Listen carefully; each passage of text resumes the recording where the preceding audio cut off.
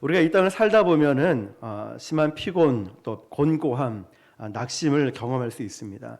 그런데 어떤 사람은 그럴 때 잠시 멈추면서 새 힘을 축적하고 다시 일어나는 사람도 있고, 또 아예 주저앉아서 모든 것을 포기하는 사람도 있습니다.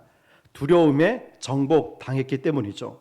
이때 우리에게 가장 필요한 것은 무엇일까요? 두려움이 오고 공포가 오고 곤고함, 피곤들이 느껴졌을 때 그것은 하나님이 나를 절대로 버리지 않는다는 믿음입니다. 저와 여러분에게 이 믿음이 필요하다는 거죠. 이제 우리는 하나님의 도우심을 기다릴 뿐만 아니라 하나님의 도우심을 적극적으로 믿어야 합니다. 이사야서 배경을 보면 나라가 망하고 바벨론 포로로 끌려와서 수십 년 동안 학대를 받으면서 살던 이스라엘 백성들의 이야기입니다. 어느 날 생각지도 못한 꿈과 같은 소식을 듣습니다. 페르시아 왕 고레스의 손에서 바벨론이 멸망하고 이제 이 백성들이 고향으로 돌아갈 수 있다라는 해방의 소식을 들었습니다. 얼마나 기뻤을까요? 너무너무 좋았다는 거죠. 그런데 걱정이 생긴 거예요. 아니, 내가 지금 빈털터리로 고향에 가면 어떡하지? 그들 가슴 속에는 미래에 대한 불안감이 가득 있는 거예요. 뭐 먹고 살아야 되지? 빈손으로 돌아가서 농사는 또 어떻게 지어야 되지? 땅이나 제대로 있을까? 이방 민족들이 우리를 공격해서 우리를 죽이면 어떡하지? 걱정, 근심이 너무 많은 거예요. 그런 두려움이 가슴 속에 가득했습니다. 아마 지금 이 자리에 앉아서 예배하시는 분들도 앞으로의 어떻게 살아가야 될까 미래에 대한 두려움이 없으신 분은 아마 한 사람도 없을 거예요. 어떤 분은 직장을 잃은 분들은, 또 직장이 흔들거리는 분들은 직장 잃으면 앞으로 우리 식구는 뭐 먹고 살아야 되지? 있는 것 없는 것 다 털어서 가게를 차리신 분들은 본전도 못 찾고 주저앉으면 어떡하지? 코로나 때문에 이 모든 걸 무너지는 거 아니야. 어떤 사람은 사람과의 갈등 관계에 있는 분들은 앞으로 그 사람 만나면 내가 어떻게 해야 되지? 어떤 말을 해야 되지? 크고 작은 두려움이 항상 우리를 괴롭힌다는 거예요. 두려움에 사로잡히면 어떨까요? 남의 문제가 안 보입니다. 그냥 내 문제가 세상에서 제일 커 보입니다. 두려움이 있으면 잠을 못 잡니다. 밥을 먹어도 돌을 씹는 것 같아요. 심장이 멎은 것 같아요. 앞이 캄캄합니다. 두려움에 사로잡혀 있으면 예배를 들으면서도 말씀이 귀에 들어오지 않아요. 기도가 되지 않습니다. 이 두려움이 올 때 마귀가요, 작은 문제를 크게 벌리면서 우리의 두려움을 태산과 같이 확대를 시킵니다. 이 작은 일 하나님께 맡기고 기도하면 될 건데 계속 그 문제를 묵상하게 만들어요. 그러면서 확대를 시키는 거예요. 마귀는 우리에게 두려움의 영을 계속 불어넣습니다. 너는 못할 거야, 안 될 거야, 망할 거야, 쓰러질 거야. 이러면서 계속 마귀는 두려움을 집어넣어요. 두려움은 우리의 길을 꺾어놓고 마치 이 세상에 나 혼자 있는 것처럼 외롭게 만듭니다. 그러나 하나님은 우리에게 두려움의 영을 주지 않으셨습니다. 하나님께서 우리 가운데 임재하시며 마지막 찬양 불렀듯이 예수 우리 왕이여 이곳에 임재하여 달라고. 마음이 어떻습니까? 성령의 강력한 임재를 느낀 분들은 두려움이 없어지고 평안함과 담대함으로 가득가득 채워질 줄 믿습니다. 오늘 말씀이 바로 그 말씀이에요. 8절 보니까요. 그러나 나의 종 너 이스라엘아, 내가 택한 야곱아, 나의 벗 아브라함의 자손아. 하나님이 나를 어떻게 보는지 세 단어가 나오죠. 첫 번째, 나의 종 이스라엘아. 두 번째, 내가 택한 야곱아. 세 번째, 나의 벗 아브라함의 자손아. 첫 번째로 보면 나의 종 너 이스라엘아. 우리의 정체성은요, 세상이 정해주는 것이 아니라 하나님이 정해주시는 것입니다. 세상은 우리를 부자, 가난한 자, 배운 자, 못 배운 자, 잘 사는 사람, 못 사는 사람, 또는 공부 잘하는 사람, 못하는 사람, 성공한 사람, 실패한 사람, 세상은 이렇게 분류를 하지만 하나님은 나의 종이라고 말씀하셔요. 여기서 종이라는 것은요, 노예 같은 굴욕적인 뜻이 아니라 주인과 말할 수 없는 이 밀접한 관계에 있기 때문에 내가 너라면 모든 것을 믿고 맡길 수 있어. 이런 존재예요. 여러분, 대통령 비서실장이 어떤 말만 해도 엄청난 위험이 느껴지는데 하물며 하나님께서 나의 종 너는 나의 종이야 라고 말씀하시는 거예요. 그냥 노예가 아니라 너는 내가 믿을 만한 사람이야. 나에겐 너밖에 없어. 너는 내 사람이야. 믿고 말씀해 주시는 거예요. 지금 바벨론 포로 생활 끝나고 거짓골이 되어가지고 고향으로 돌아가고 있는데 이스라엘 백성들의 자존감은 바닥으로 떨어져 있어요. 내가 뭘 할 수 있을까? 나 같은 게 뭐 잘하는 게 있을까? 자존감은 완전히 바닥이에요. 모든 나라 사람들이 이스라엘 백성들을 보고 벌레같이 루저라고 거지라고 말했어요. 벌레 보듯이 무시했다는 거예요. 어쩌면 그런 경험 있지 않아요? 막 무시하고 거지 벌레같이 우리를 쳐다보는 세상의 사람들 말이에요. 그런데 만군의 하나님 여호와께서는 뭐라고 말씀하십니까? 너는 나의 종이라고 해요. 세상이 여러분을 아무리 무시하고 여러분에게 험하게 굴더라도 걱정하지 마십시오. 세상이 우리를 결정하는 게 아니에요. 저와 여러분의 정체성을 세상이 결정하는 것이 아니라 하나님이 결정하셔요. 하나님이 뭐라고 하십니까? 하나님의 종, 너는 나의 종이라고, 내가 믿고 모든 것을 맡길 수 있는 나의 종이라고 말씀하시는 거예요. 두 번째는 뭐라고 하시죠? 내가 택한 야곱아. 하나님이 나를 택했대요. 우리는 그냥 오다 가다가 우연히 예수를 믿은 사람이 아니에요.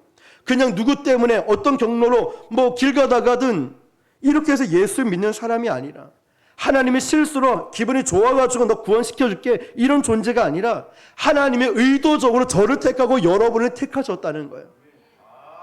우리는 세상에서 끊임없이 선택당하고 거절당하며 살아옵니다. 대학에 합격하면 대학이 나를 선택해 준 것이고, 대학에 떨어지면 우리는 거절당한 거죠. 어떤 사람에게 프로포즈 했는데 yes 하면 우리를 선택해 준 거고, no 거절당하는 거예요. 거절은 누구나 다 싫어합니다. 저도 굉장히 싫어하죠. 거절감이 쌓이면 분노가 됩니다.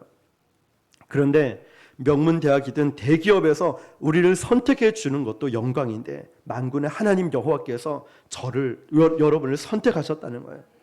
자격이 있어서 선택한 게 아니에요. 자격이 있어서 선택한 것이 아니라는 것을 우리는 이 말씀을 보면 알 수 있어요. 내가 택한 야곱아. 하나님이 택하셨다는 거예요. 그냥 우연한 존재가 아니라. 그런데 야곱이라는 존재를 우리가 한번 살펴볼게요. 야곱이라고 이스라엘 백성을 총칭해요. 만약에 우리를 세종대왕의 후예, 이순신의 후예 이러면 내가 굉장히 좋아요. 지난주에 이제 스님 이사 갔잖아요. 명함을 주면서 이름을 보니까 한자, 유일하게 아는 한자가 있는데 이름이 정약용인 거예요. 본인 스님 이름이. 그런데 우리는, 내 가문은 저기 정세균 총리 전 총리부터 뭐 누구 유명한 사람은 다 나오더라고요. 자기 가문이 그렇다고 막 되게 좋아하더라고요. 근데 여러분, 만약에 저와 여러분이, 우리 김 씨는 죄송하지만 예를 들어서 김일성의 후예다 이러면 얼마나 기분이 나쁩니까? 우리 친척이 김정은이야 이러면서 굉장히 기분이 나쁘죠. 이처럼 지금 이 야곱, 이스라엘 백성을 보고 야곱이라고 총칭을 하고 있어요. 왜 하필 성경에 모세도 있고 다윗의 후손, 멋지지 않습니까? 왜 하필이면 그렇게 실수도 많고 어릴 때부터 능력도 없고 형을에게 사기치고 늙은 아버지를 속였던 이런 야곱을 이스라엘 백성에게 총칭해서 얘기하고 있을까요? 너는 자격이 없는 존재라고 말하는 거예요. 너는 그렇게 약하고 넘어지길 잘하고 자격이 없는 존재인데 하나님이 너를 택해 주었다는 거예요. 아무것도 아닌 저를 목사로 세워줬듯이 아무것도 아닌 우리를 이렇게 주의 자리로, 예배의 자리로 하나님의 백성으로 선택해 주었듯이 하나님이 선택했다는 거예요. 아무것도 아닌 너를. 하나님은요, 사랑받을 만하네, 내가 널 택할게. 돈 잘 버네, 권력 있네, 힘 있네, 내가 널 택할게. 사랑받을 만한 자를 선택하시는 것이 아니라 하나님은 선택한 자를 사랑받을 만한 자로 만들어 주신다는 거예요. 얼마나 감사합니까? 나를 선택해놓고 목사답게 저를 만들고 여러분을 선택해서 하나님의 자녀답게 만들어주고 사랑받을 만한 사람으로 만들어주신다는 거예요.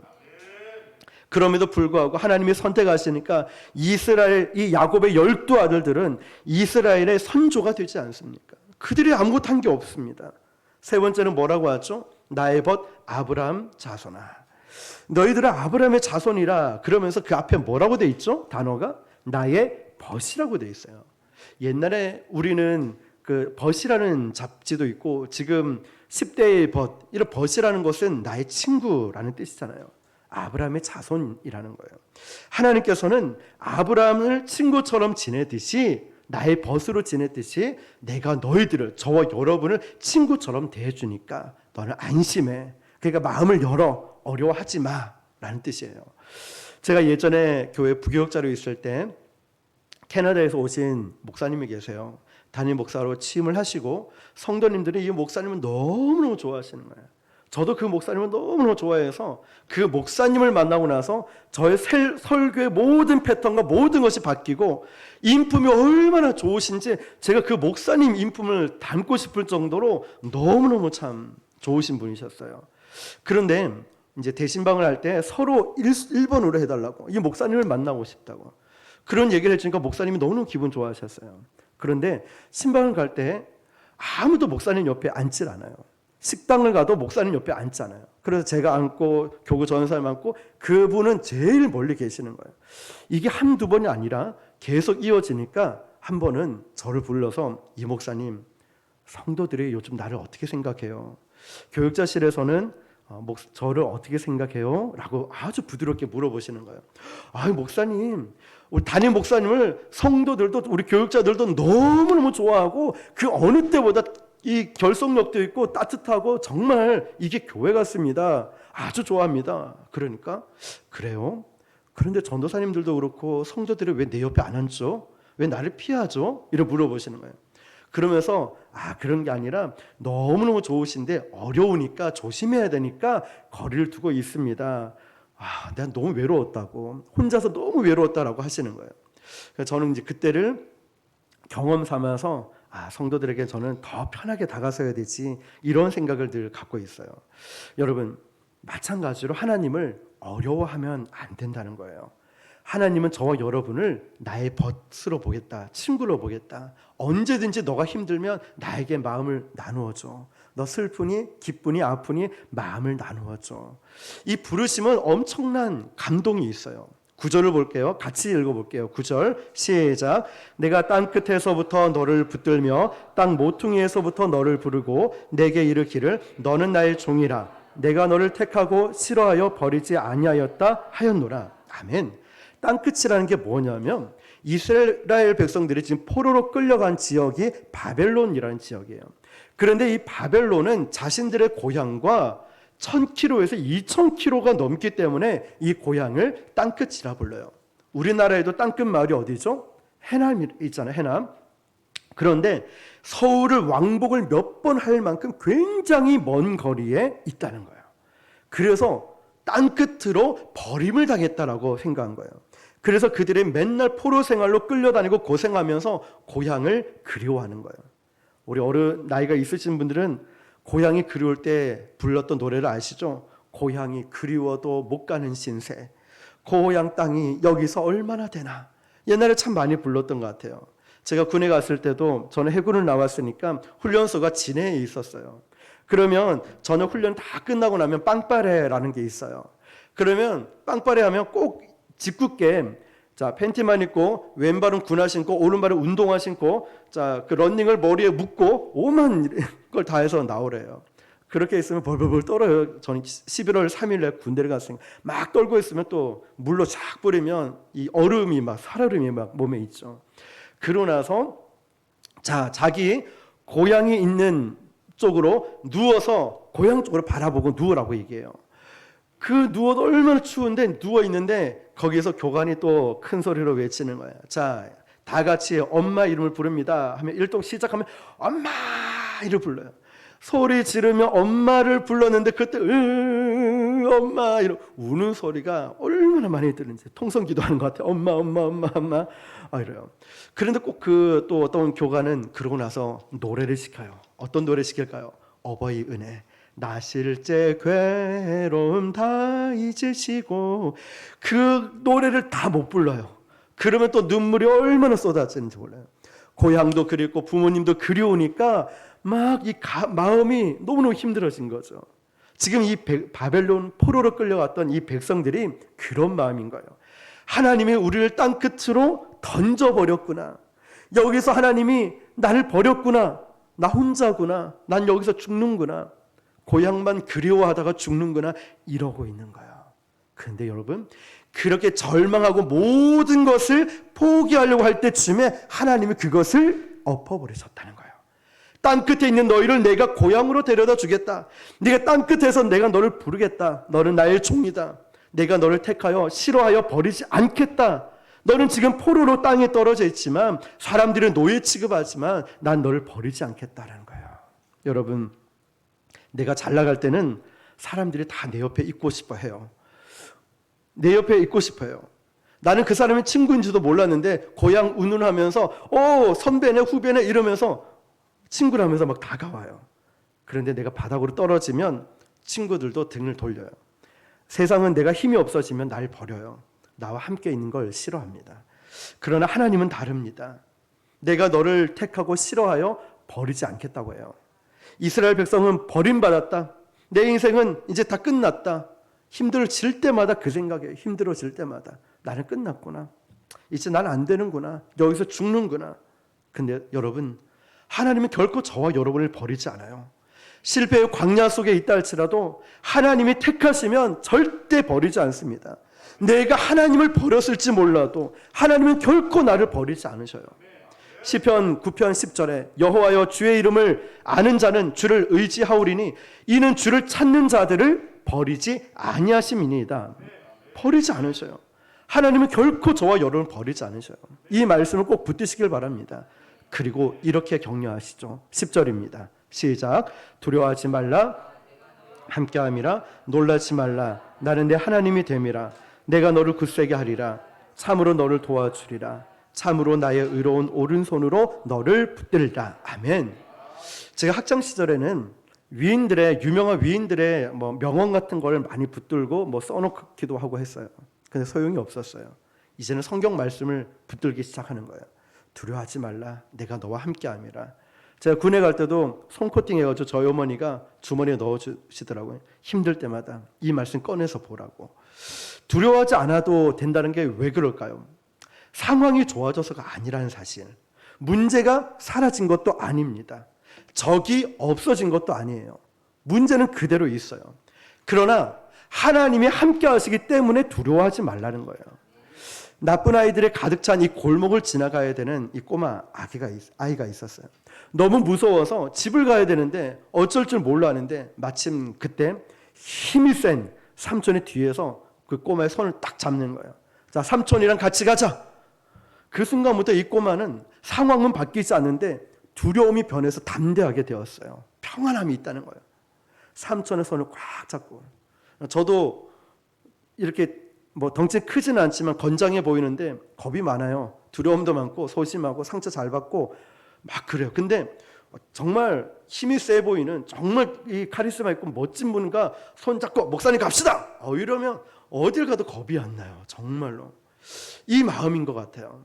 하나님이 나와 함께 하신다는 거는 내가 정말 문제는 그대로 있는데 목사님 뭘 걱정하십니까? 우리 하나님 함께 하시는데 기도하면 됩니다. 이러면서 제 손을 잡고 아니면 막 가면서 힘을 실어 놓을 때 두렵지가 않다는 거예요. 문제는 사라지지 않았어요. 그러나 하나님이 나와 함께 하신다는 것을 확신해야 되는 거예요. 어려움이 있을 때, 두려움이 있을 때, 근심이 있을 때, 그때 우리가 마치 정말 덩치 큰 힘이 센 사람이 나를 붙잡고 뭘 걱정해? 우리 가면 되잖아. 그냥 가자. 아무도 건들지는 못해요. 문제는 그대로 있죠. 놀라지 말라. 나는 내 하나님이 됨이라. 정말 성경이 얼마나 정확한지 인생을 살다 보면 놀랄 일들이 얼마나 많습니까? 제가 저희 부모님이 이제 제가 어렸을 때 좀 잦은 다툼으로 인해서 제가 아기 때부터 큰 소리가 나면 깜짝깜짝 잘 놀래요.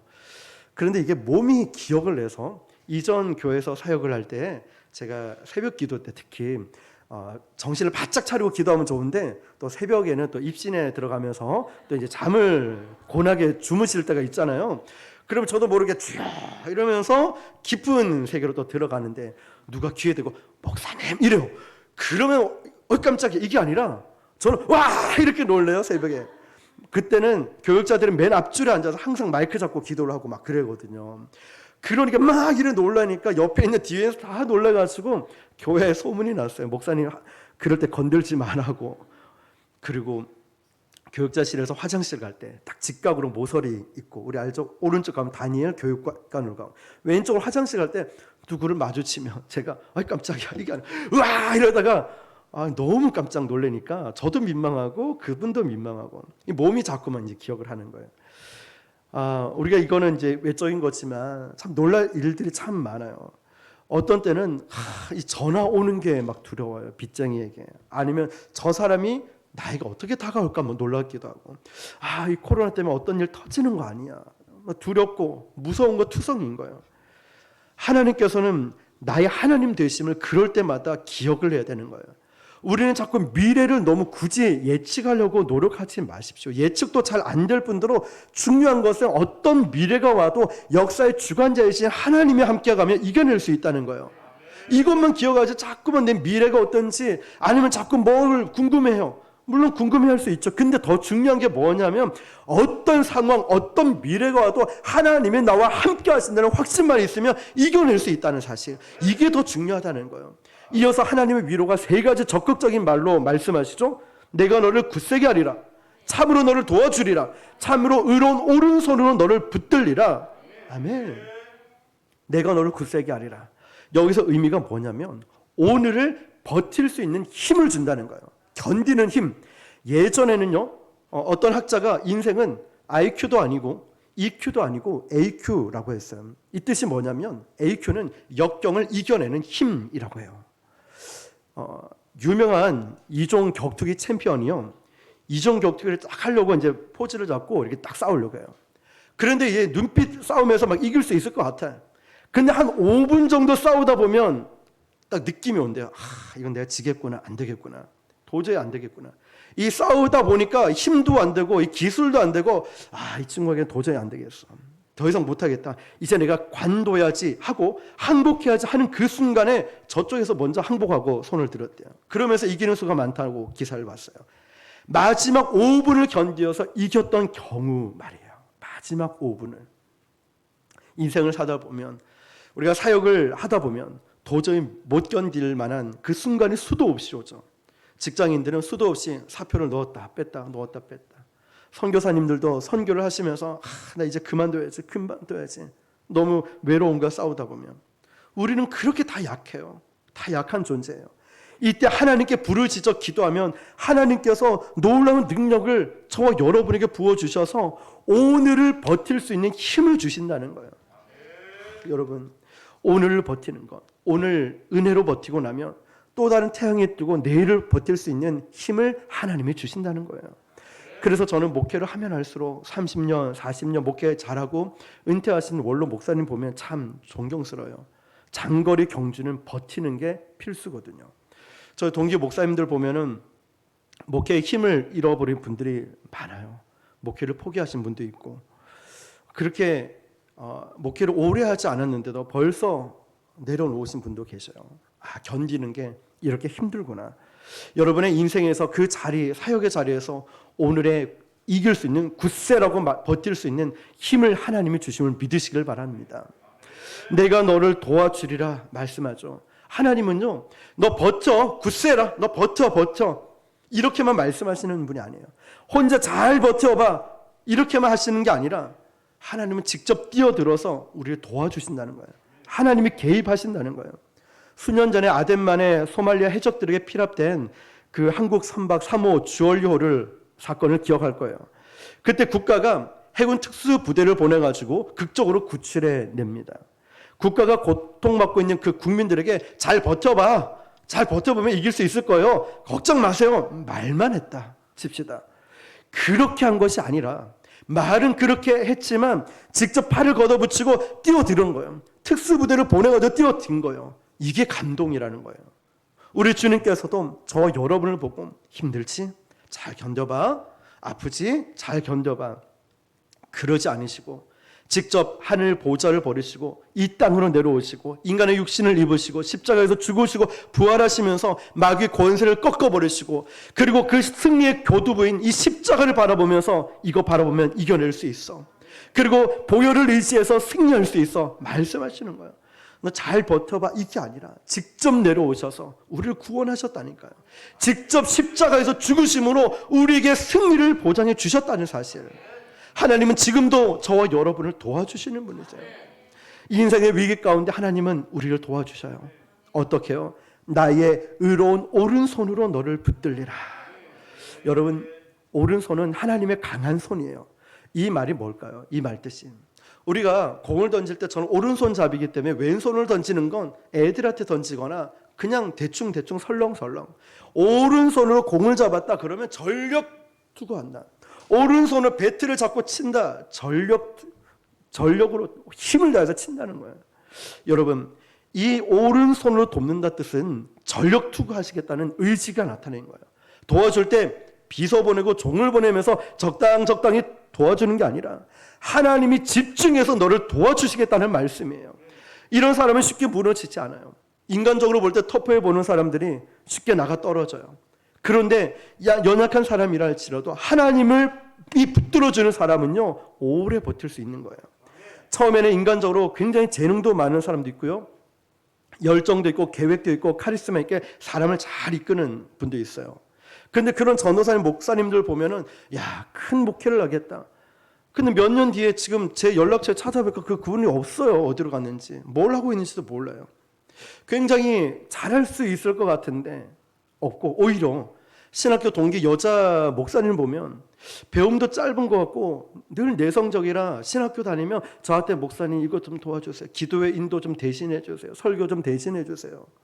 이렇게 얘기를 해요. 그런데 지금 목회를 보면은 동기들 중에 제일 먼저 교회 건축을 했고요. 그리고 선교 사역을 아프리카 가나에 가서 얼마나 그 작은 체구에 가나 사역, 아프리카에서 사역을 코로나 있기 전까지 얼마나 왕성하게 했는지, 우리도 코로나 아니면 일본 선교는 선교팀 가고 이번에 가나로 가려고 했어요. 오라고 계속해서. 근데 거기서 끝나는 게 아니라 이분은 자기 딸을 아프리카 가나에 있는 남자와 결혼을 시켜서 몇 달 전에 아기까지 출산했어요. 이런 아프리카 선교에 대한 열정과 열의가 그런 모습을 통해서 이렇게 오랫동안 목회를 해나갈 수 있어요. 분명 그분은 약하거든요. 체력도 약해요. 근데 어떻게 이걸 버틸 수 있는가 봤더니 이런 분들 공통점을 보면 날마다 하나님과의 교제, 큐티가 있더라고요. 제가 금요 집회 인도하러 한번 갔었는데요, 예배가 얼마나 뜨거운지, 기도가 얼마나 뜨거운지, 이래서 하나님을 쓰시는구나. 항상 이런 분들 보면 엎드려 기도하는 사람이지 내가 카리스마 있고 내가 힘이 있고 돈이 있고 이런 사람이 아니었어요. 엎드려서 영적으로 이걸 해결하는 사람이 진짜 능력 있고 힘 있는 사람이고, 하나님이 바로 그런 사람을 오른손으로 붙들어 주신다는 거예요. 하나님이 붙들어 주신다. 그 사람을 붙들어 주시는 것이 중요한데, 의로운 오른손으로 붙들어진다, 이 말이 중요합니다. 의롭다는 것은요, 거룩하다는 거예요. 거룩한 손은 정결한 자를 붙들어 주는 거예요. 불의한 자의 마음을 붙들어 주는 게 아니에요. 무조건 우리는 하나님께 도와달라고 말을 하죠. 근데 하나님의 거룩한 손에 붙들릴 만한 이런 존재인지 나를 돌아봐야 돼요. 거룩한 손이 어떻게 더러운 걸 만집니까? 불의한 자를 만집니까? 나쁘고 사기치고 이런 사람을 거룩한 손으로 만질 수 있을까요? 아니에요. 우리는 자꾸만 나는 약해요, 나는 가난해요, 나는 뭐가 없습니다, 스펙이 짧아요, 가방끈이 짧아요, 자꾸 나는 약하다고 합니다. 가난하다고 해요. 근데 하나님 앞에서 그게 문제가 아니에요. 왜인지 아십니까? 나의 약함은 하나님의 강함으로 채우면 됩니다. 그러나 거룩의 문제는 다르다는 거예요. 내가 결단하고 회개하지 않으면 하나님이 용서하실 수가 없는 거예요. 하나님께서 십자가 보혈을 흘려주셔서 내게 치유와 회복을 주시려면 내 회개가 있어야 돼요. 나의 겸손의 결단이 필요한 거예요. 하나님, 저 잘못했습니다. 우리 애들도 그냥 용서 잘못했어요 말 한마디면 끝나는데 그냥 화를 내고 짜증을 내잖아요. 그러면 더 이상 말을 하지 않아요. 근데 아빠 죄송해요, 그러면 해결 끝나요. 그래, 앞으로는 그러지 마. 용서 구하면 끝나는 거야. 우리도 하나님 앞에서 우리가 해야 될 건 해야죠. 하나님, 제가 교만했습니다. 제가 불순종했습니다. 제가 이런 죄를 지었습니다. 내가 해야 될 걸 해야 하나님이 역사하신다는 거예요. 그 사이로 십자가 보혈이 들어오고 나를 용서하시고 나를 치유하시고 회복시켜주는 역사가 나타나야 그 다음에 하나님이 우리 가운데 능력 가운데 붙들어 주신다는 거예요. 내가 해야 될 건 하지도 않으면서 자꾸만 구한다. 이 오늘 말씀의 중요한 포인트가 이거예요. 모든 사람들이 이 말씀을 내 거라고 생각을 해요. 거의 다 이 말씀을 좋아해요. 내가 너와 함께함이라. 내가 너를 굳세게 하리라. 내가 너를 도와주리라. 의로운 오른손으로 너를 붙들리라. 이 말씀을 교회나 성도들의 가슴에 품고 있습니다. 그런데 문제가 뭘까요? 회개는 하지 않고 하나님께 도와달라고만 해요. 하나님의 힘만 빌리겠다는 거예요. 하나님 다른 건 필요 없고 그냥 그 힘만 주세요. 능력만 주세요. 잘 돌아봐야 돼요. 내가 아무것도 하지 않은 채 그냥 능력만 달라는 거예요. 기도 응답만 달라는 거예요. 우리가 이 컵이 아무리 더러우면 이 물을 담을 수 있겠습니까? 물 못 붓죠. 거룩의 문제를 타협해 버린 사람에게 하나님의 의로운 오른손이 붙들어 줄 수가 없다는 거예요. 왠지 아시죠? 하나님의 본성과 어긋나기 때문에 회개하지 않고 강팍한 사람은 어쩌면 하나님의 도우심을 기대하면 안 돼요. 1순위가 우리가 먼저 회개하고 하나님 도와주십시오. 그래서 오늘 이 말씀이 나의 것으로 선포되기 원하시는 분, 하나님의 의로운 오른손으로 합당한 이 거룩을 가질 수 있기를 축복합니다. 주님, 나에게 거룩함이 회복되게 해주십시오. 회개해야 되는 거예요. 회개. 입술로 범죄하고 말로 눈빛으로 아니면 우리의 삶으로 죄를 지었던 것까지 이게 해결이 돼야 의로운 오른손, 거룩한 손으로 우리에게 역사가 나타나는 거예요. 하나님이 나를 대신해서 싸워주실 것이고 우리 인생에 찾아오셔서 도와주실 거예요. 내가 너를 도와주리라. 그러면 우리는 두려워할 것이 없어요. 힘센 삼촌이 친구가 함께 가도 두렵지 않은데 하물며 우리 미래가 어떠하든 하나님이 함께 하신다면 뭐가 두렵겠습니까? 내 힘으로 내 혼자 하려니까 힘든 거지. 이제는 그 하나님께 맡길 수 있길 바라고 그 능력을 구하기 앞서 먼저 회개하고 거룩한 옷을 거룩한 저와 여러분 될 수 있기를 주님의 이름으로 축원합니다. 기도하겠습니다. 능력을 구하기 전에 하나님, 제가 주님 앞에 지었던 여러 가지 죄들을 먼저 회개하기를 원합니다.